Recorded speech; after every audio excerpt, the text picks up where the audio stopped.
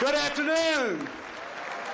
I've got some great news for you. In 13 months, Barack Obama won't be president of the United States anymore. That's half the job. The other half is to fill that position with a good, strong, principled conservative, someone that we know here in Florida, Alabama, will carry our values not just from here, but throughout the United States of America and the world. Now, we've got somebody who serves us in Washington who shows those principles and shows his courage every day. And for somebody new like me in Congress to be able to look up to him to get his advice on important issues like immigration is a tremendous gift. And it's a gift to all of us to have this man not just representing Alabama, but being the stalwart that he is in the United States Senate. It is my great pleasure and my great privilege to represent you in the House of Representatives. I got to ride in on the car from the airport with Senator Cruz. I said, Senator, let me tell you about the people down here. We go to church every Sunday. We pray every day. We don't say happy holidays. We say Merry Christmas.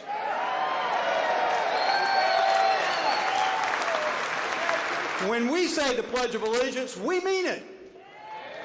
We get misty-eyed on Veterans Day, Memorial Day. When somebody is among us who served our country, we thank them because we are Americans. And one of the greatest Americans I have ever known, someone who's done so much to serve our state and our country, is the man that I'm here and I'm honored to introduce, your United States Senator, the Honorable Jeff Sessions.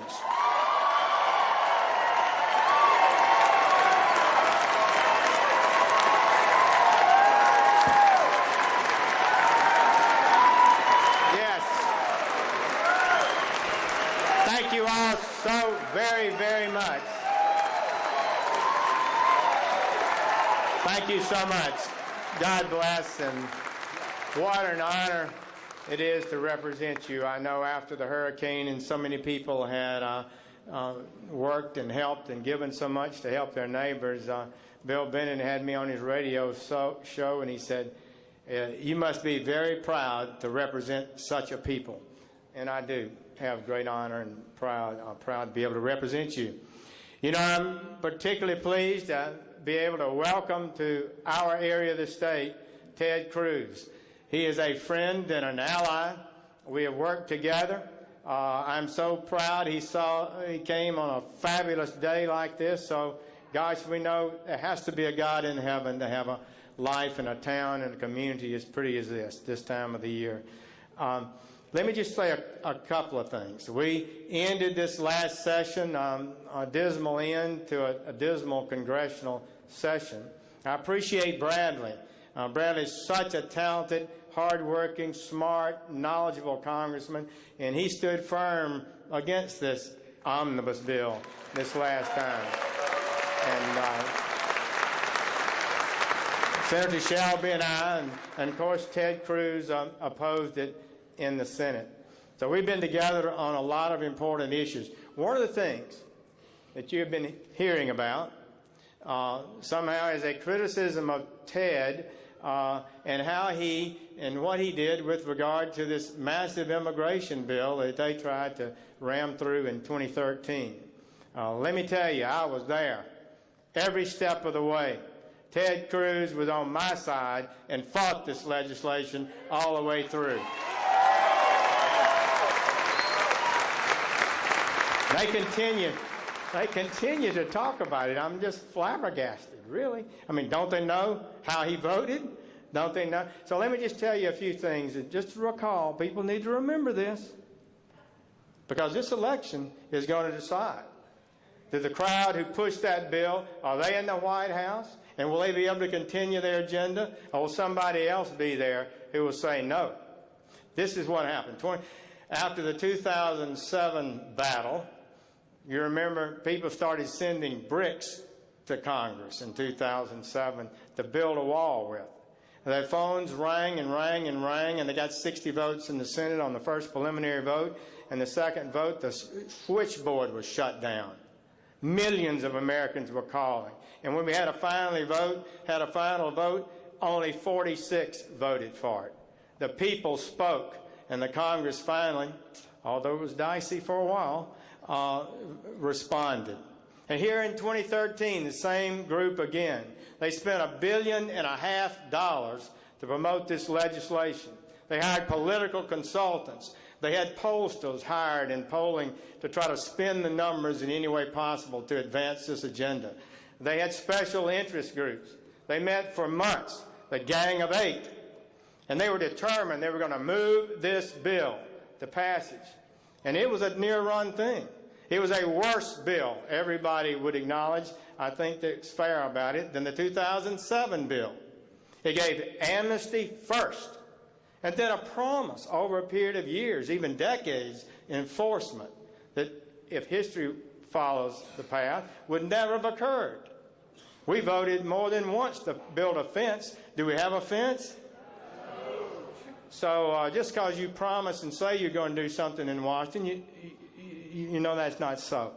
And so it came before the Senate, and the Gang of Eight met every day. They also had been meeting for months with the special interest groups, the activist groups, the La Raza groups, the ACLU were an active part of that, and the business groups who wanted to lower more and more cheap labor. It was not a healthy thing, I got to tell you, and I was really worried about it. And we had a big battle. And as they met, they had a scheme, a plan, and the plan was that they would vote down every amendment, no matter what the amendment was. And they wanted to do that because they said they had achieved, through these secret meetings, a delicate balance between enforcement, and they had the perfect bill, and they couldn't alter it in any way. And every amendment that came up in the Senate Judiciary Committee was voted down by this bipartisan, every Democrat and a number of Republicans voting with it. So I got to tell you, it was a tense, tough battle. The toughest, most exciting exchange, I think, that occurred was Ted Cruz and Chuck Schumer over citizenship. It's one of the few times I've ever seen Schumer, who is very talented, actually be flummoxed a bit. He almost got to the point of accusing Ted of being anti-Hispanic. I can kid you not. But that was clear. That was a central determining essence. One of the things they wanted was citizenship for people who came illegally. Now look, it makes no sense. You cannot provide to somebody who enters the country every benefit you illegally, every benefit you give to somebody who comes legally. Surely citizenship, the capstone of what America gives, ought not to be given to people who enter the country in violation of our very laws. Give me a break. So I got to tell you, it was a tough battle, and they got a big vote in committee and a pretty big vote in the floor of the Senate. But by then, like I said, you know, you leave a mackerel in the sunshine long enough, it begins to stink. And by the time it got to the House, it was beginning to sink significantly, and the House blocked it and stopped it. It was that close to being passed. And I would say this, I think I can say this with integrity and a good judgment. I believe without the vigorous opposition of Ted Cruz, this bill likely would have passed. So we need to thank him for that. And I will say one more time, they're not through. They are determined. They've got money, interest groups, power, media that support this agenda, and the next president who gets elected is going to determine what kind of immigration system we have. And we want a lawful system. That's all the American people are asking for, a lawful system of immigration that serves their interest. American people are not against immigrants. They don't hate immigrants. They don't believe we should have no immigration in America. But they want a lawful system, a smart system that people apply, and they wait their turn, and they get in, and some don't get in. And our national security is protected, and our jobs and wages are protected. So, Ted Cruz was with me and Steve King and Mike Lee and others who opposed this bill, and don't let anybody tell you differently. And it was critical to the success that we've had. We've been together on a lot of other issues and stood firmly on a number of critical battles, and the kind of wasteful spending that we're being seen, Ted is a champion on that. So without further ado, it is my great honor to welcome to our beautiful area of the state a great national leader, Ted Cruz.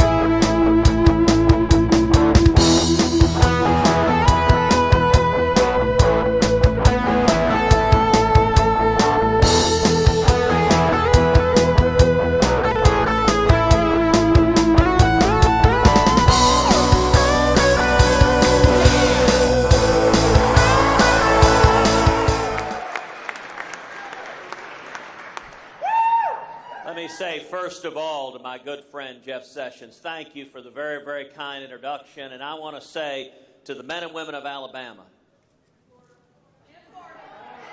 thank you for sending this principled conservative patriot who fights every single day for our values.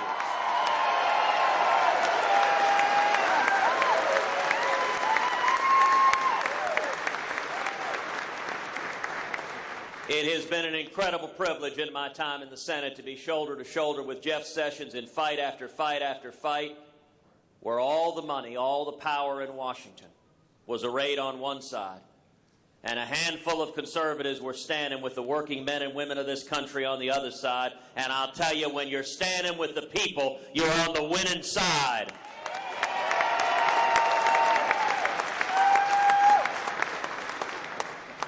And I want to thank Bradley for being here as well, for his strong leadership for the people of Alabama.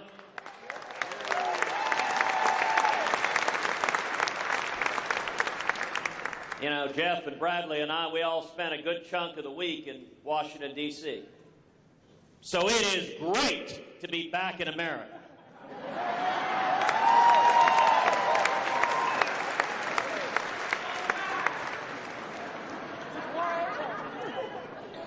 You know, this Tuesday, we had kind of a quiet evening in Las Vegas.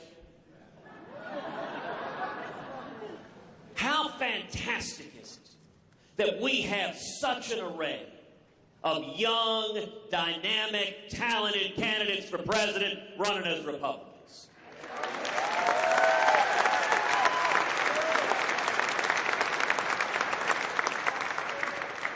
And what a contrast with the Democrats. You know, I think their first debate consisted of Hillary Clinton and the Chipotle clerk. Well, no, actually, that's not fair. That's not fair. We can't forget about Bernie Sanders.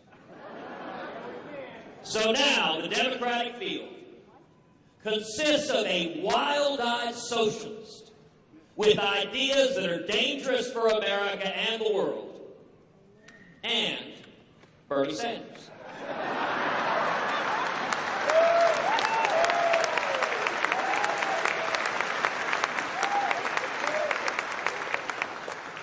Well, and I got to say, a minute ago, I was talking with reporters. They asked me, they said, are you going to watch the Democratic debate tonight?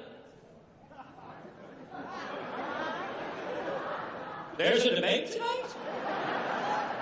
Who knew? Look, I'm pretty sure they scheduled it at 2 a.m. on Saturday, and they air it on PBS in Alaska.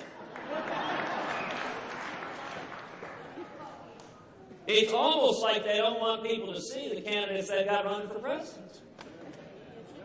But there is good news.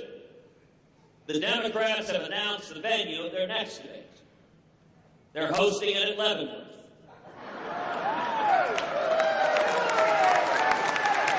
They wanted to make it easier for Hillary to attend.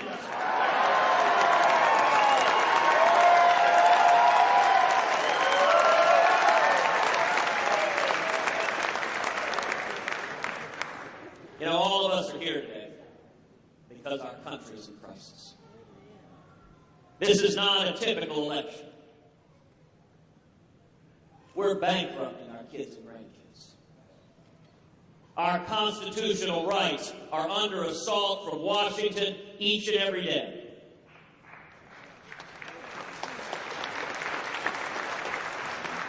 And America is receding from leadership in the world, and it is making the world a much more dangerous place. And yet I want to share with you today a word of hope and encouragement and exhortation. All across Alabama and all across the country, there is an awakening. There is a spirit of revival that is sweeping this country.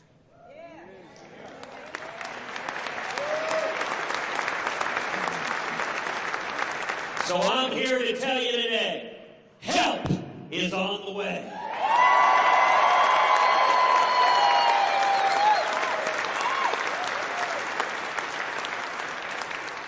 I want to ask everyone here to look forward. Look forward to January 2017. If I am elected president, let me tell you what I intend to do on the first day in office. Put Hillary in jail?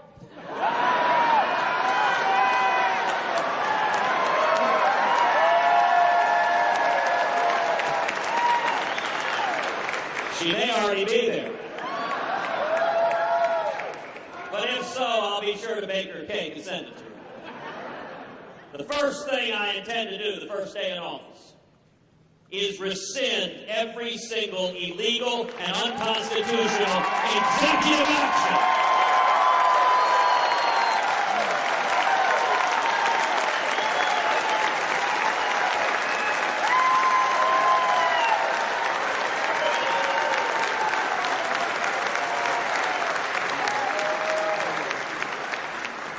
You know, President Obama likes to say he's got a phone and he's got a pen.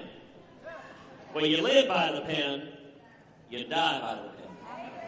And my pen has got an eraser.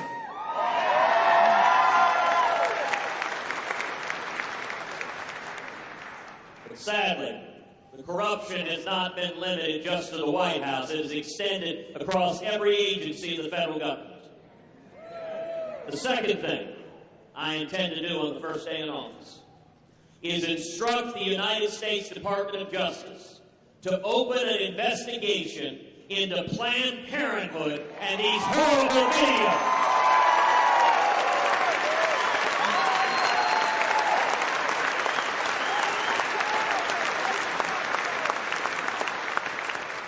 The administration of justice should be blind to party or ideology. The only fidelity of the Department of Justice should be to the laws and the Constitution of the United States.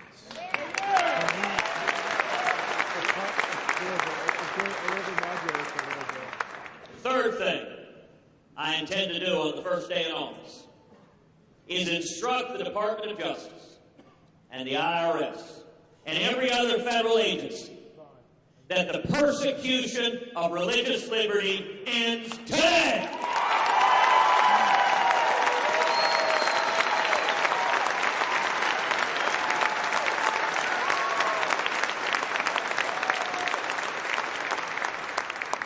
That means that every serviceman and woman has the right to seek out and worship God Almighty with all of our hearts, minds, and souls, and his superior officer has nothing to say about it.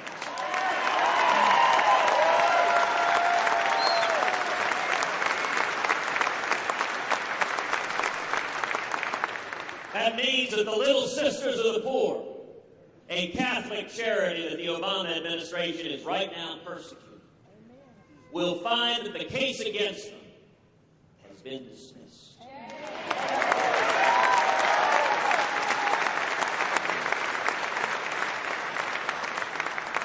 The fourth thing I intend to do on the first day in office is rip to shreds this catastrophic Iranian nuclear deal.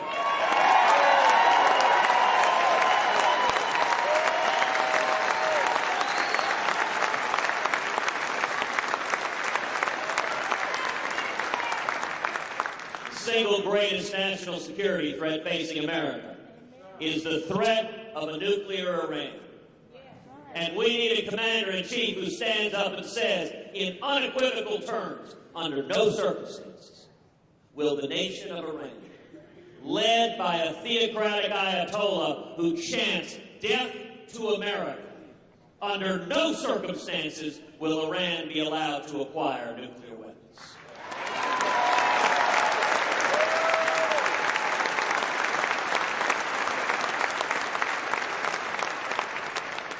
Fifth thing I intend to do on the first day in office is begin the process of moving the American embassy in Israel to Jerusalem, the once and eternal capital of Israel.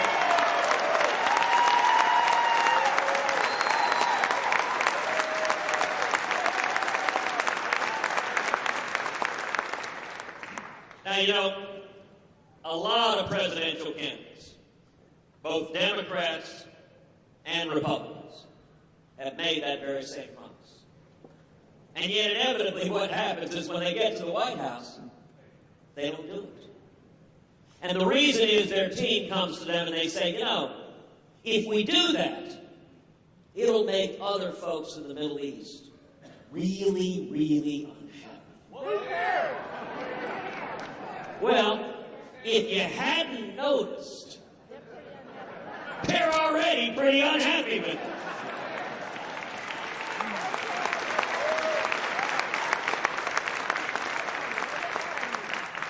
And the single biggest difference between me and the other very, very fine men and women standing on that debate stage is that with me, when I tell you I'm going to do something, I'm going to do exactly what I said I would.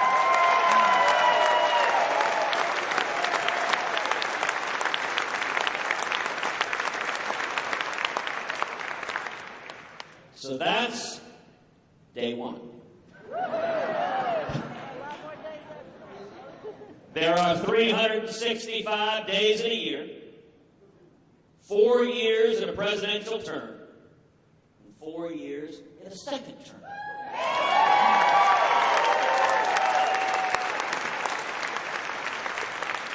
By the end of 8 years, there are going to be a whole lot of newspaper reporters, and editors, and journalists that have checked themselves into therapy.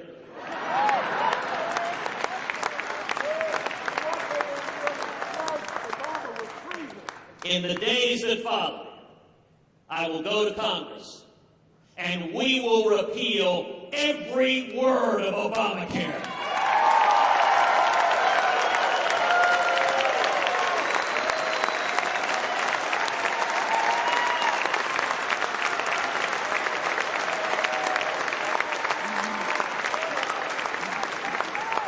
We're going to pass common sense health care reform that makes health insurance personal and portable and affordable and keeps government from getting in between us and our doctors.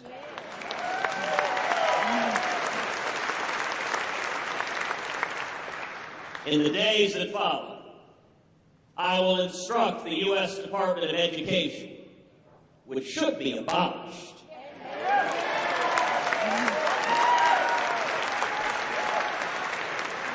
I will instruct the Department of Education that Common Core ends today.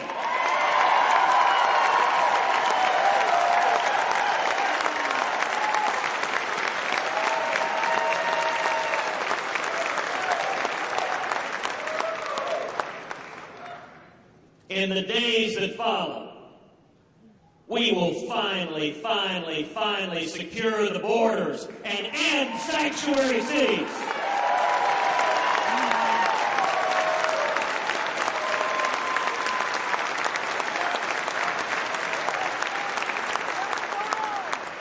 There are 360 jurisdictions in this country that declare themselves sanctuary cities.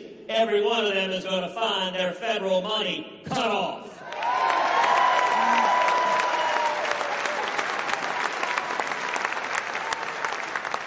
Let's see what liberal Democrats value more, defying immigration law or keeping getting that federal taxpayer money. On top of that, We are going to deport criminal, illegal aliens. We are going to pass Hates Law. And we are going to end welfare benefits for those here illegally.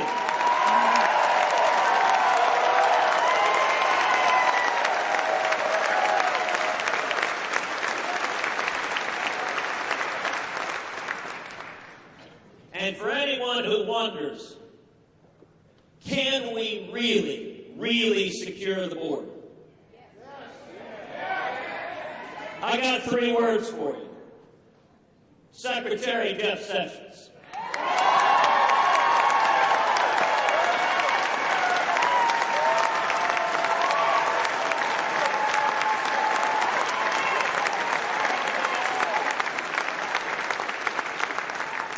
You want to talk about a Homeland Security Secretary who'll go down there and build the wall himself?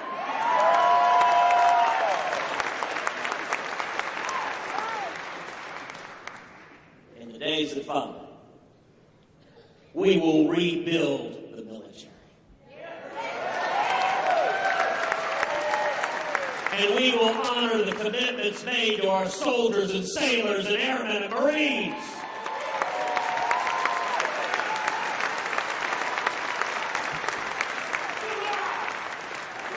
And among other things, that means we will protect the constitutional rights of every serviceman and woman to keep and bear arms.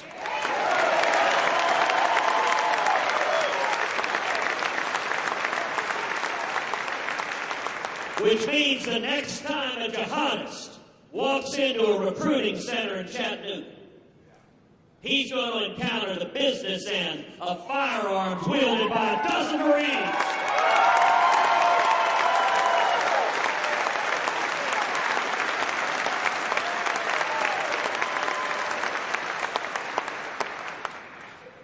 We will have a commander-in-chief who will stand up and make clear to the world, we will defeat radical Islamic terrorism.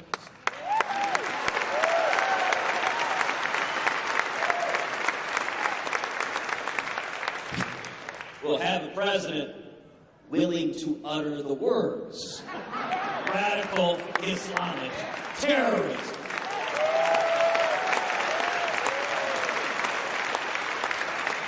And we will not degrade, we will not weaken, we will utterly destroy ISIS.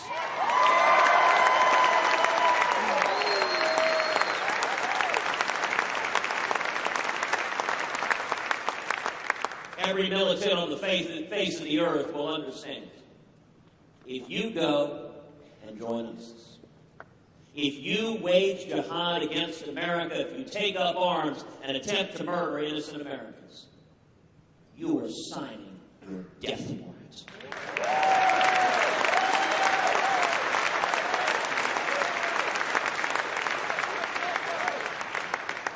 In the days that follow, we will take on the EPA.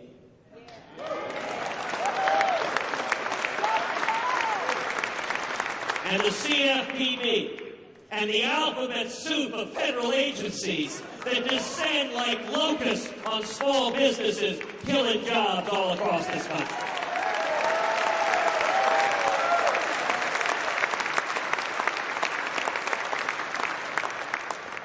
You know, a few years back, I was in West Texas, and I asked folks there, I said, what's the difference between regulators and locusts?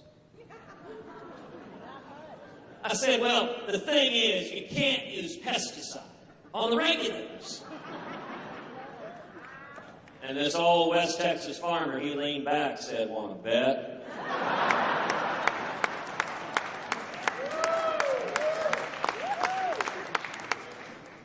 And in the days that follow, I will go to Congress, and we will pass fundamental tax reform. We will pass a simple flat tax.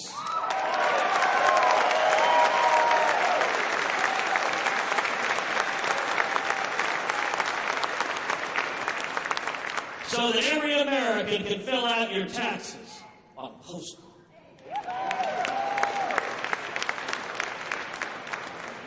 And when we do that, we We should abolish the IRS.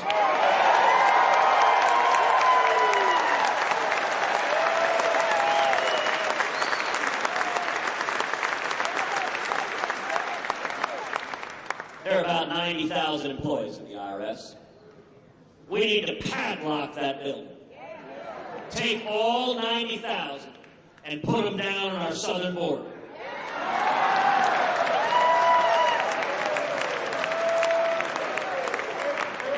Now, to our friends in the media, I say that somewhat tongue-in-cheek.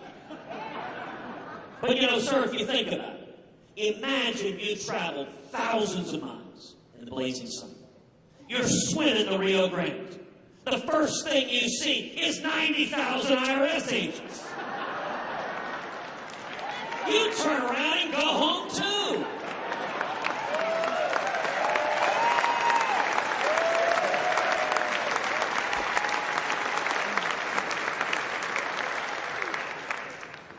Now, some of y'all may be thinking, all of this makes sense to me.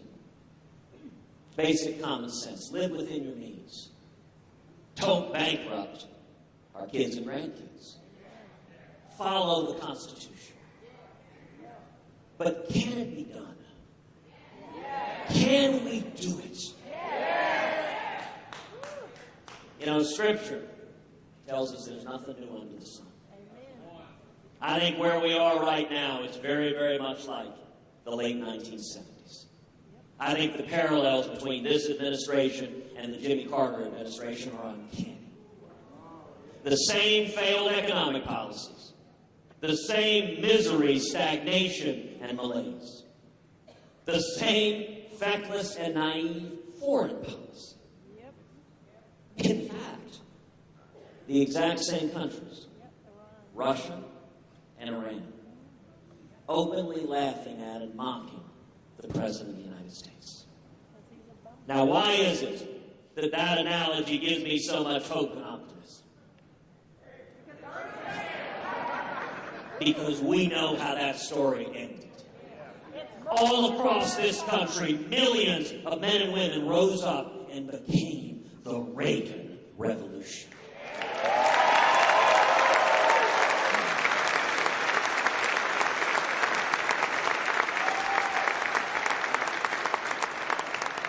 And it didn't come from Washington. Washington despised Ronald Reagan. By the way, if you see a candidate who Washington embraces, run and hide.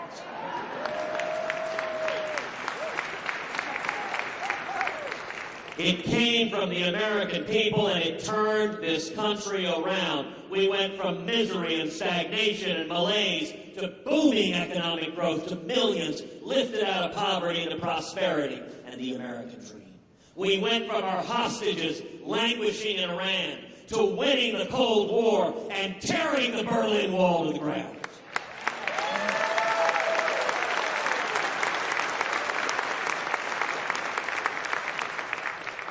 Why am I so optimistic? Because the same thing is happening again. That same awakening is happening. You know, when we launched our campaign on March 23rd at Liberty University, the New York Times promptly opined, Cruz cannot win because the Washington elites despise him. I kind of thought that was the whole point of the campaign.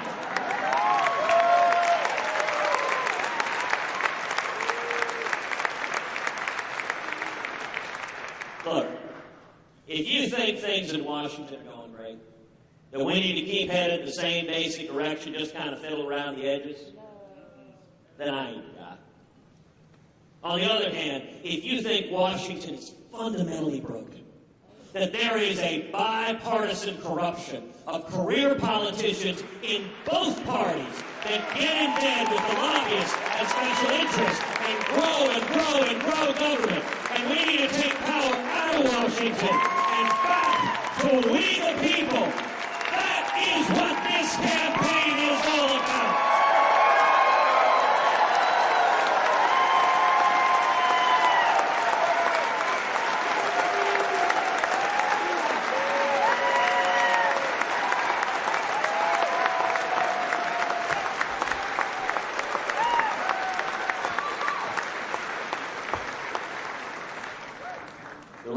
I'm so optimistic is simple.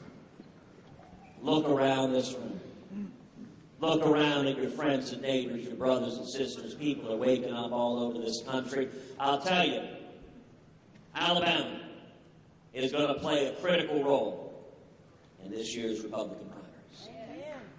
We start, as we always do, with the first 4 states: Iowa, New Hampshire, South Carolina, Nevada. We are all in those 4 states. We've got amazing teams on the ground in those 4 states. But then, 10 days after South Carolina, boom, it's Super Tuesday.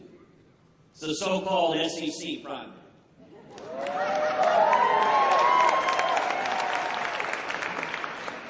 Alabama, Georgia, Tennessee, Arkansas, Oklahoma, Texas. I gotta say, as a Texan, Texas and Alabama, we agree on just about everything.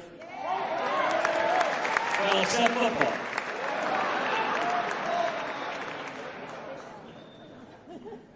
And I think the role of Alabama is going to be to help ensure that the next Republican nominee for president and the next president is a real conservative.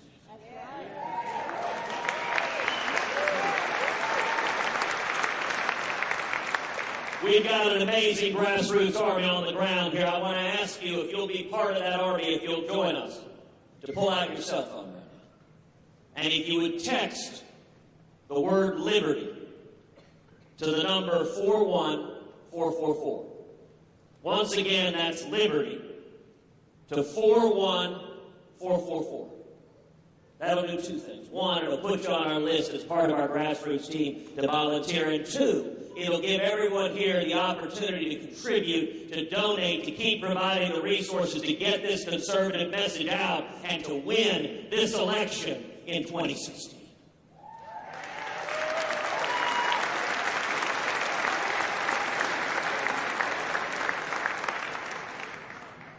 I want to close with this. You know, for every one of us here, freedom is not some abstract concept we read about in school. Freedom is real. It's personal in our lives, in our families. You know, for me, I think about my dad. My dad is from Cuba. Grew up in Cuba, was raised there. As a kid, he fought the Cuban Revolution. When he was a teenager, my dad was imprisoned and tortured. When he was 17 years old, they threw my dad in jail. He was lying on the floor of a Cuban jail cell. He was covered in mud and blood and grime. His nose was broken. His teeth were shattered out of his mouth. And he remembers thinking, I don't have any kids. Nobody depends on me. It doesn't matter if I live or I die. But thankfully, God had different plans for my father.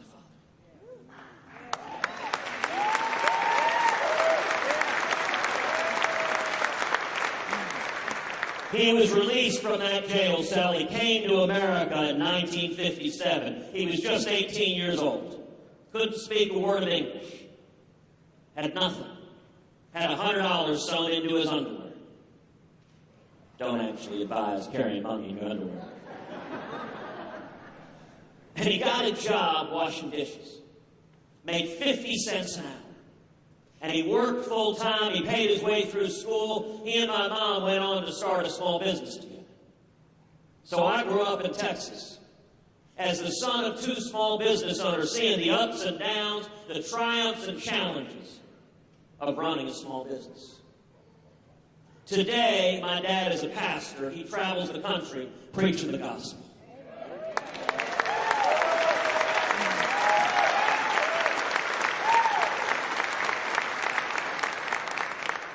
Now, my whole life, my dad has been my hero. But you know what I find most incredible about his story? How commonplace it is. Every one of us here, we have a story just like that in our backgrounds. Some of us, it's us. Others, it's our parents. Others, it's our great-great-great-grandparents. But what ties us together, every single American, is we are the children of those who risked everything for freedom.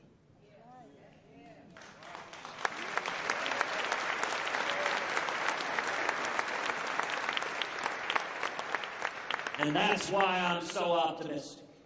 Because it is the fundamental DNA of what it means to be an American, to value freedom and opportunity above all else. When I was a kid, my dad used to say to me over and over again, when we faced oppression in Cuba, I had a place to flee to. If we lose our freedom here, where do we go? That is why all of us are here today. Because we are not willing to go quietly into the night. We are not willing to give up on our kids and grandkids.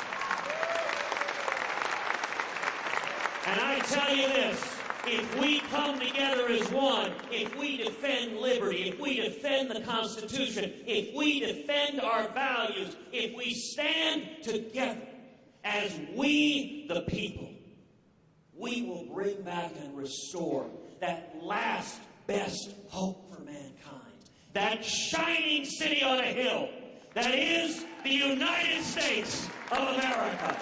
Thank you and God bless you.